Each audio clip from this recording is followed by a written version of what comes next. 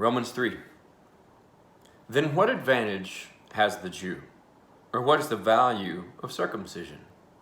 Much in every way. To begin with, the Jews were entrusted with the oracles of God. What if some were unfaithful?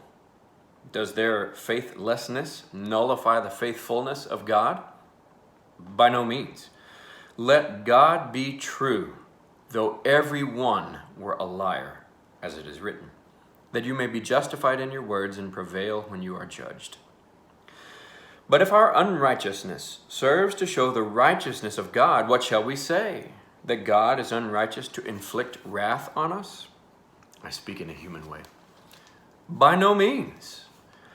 For then, how could God judge the world? But if through my lie, God's truth abounds to his glory, why am I still being condemned as a sinner? And why not do evil that good may come, as some people slanderously charge us with saying? Their condemnation is just. What then? Are we Jews any better off? No, not at all.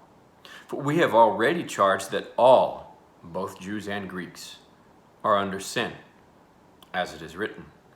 None is righteous, no, not one. No one understands, no one seeks for God. All have turned aside, together they have become worthless. No one does good, not even one. Their throat is an open grave. They use their tongues to deceive. The venom of asps is under their lips. Their mouth is full of curses and bitterness. Their feet are swift to shed blood. In their paths are ruin and misery. In the way of peace they have not known. There is no fear of God before their eyes. Now we know that whatever the law says, it speaks to those who are under the law, so that every mouth may be stopped and the whole world may be held accountable to God. For by works of the law, no human being will be justified in his sight, since through the law comes knowledge of sin. But now the righteousness of God has been manifested apart from the law, although the law and the prophets bear witness to it, the righteousness of God through faith in Christ Jesus for all who believe. For there is no distinction.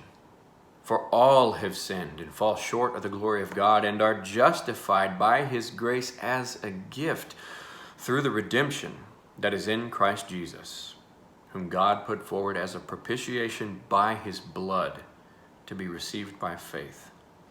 This was to show God's righteousness, because in his divine forbearance he had passed over former sins.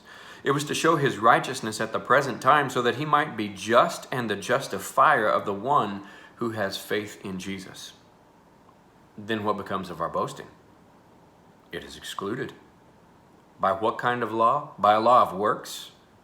No, but by the law of faith. For we hold that one is justified by faith apart from the works of the law. Or is God the God of the Jews only? Is he not the God of the Gentiles also? Yes, of Gentiles also, since God is one, who will justify the circumcised by faith and the uncircumcised through faith. Do we then overthrow the law by this faith? By no means. On the contrary, we uphold the law.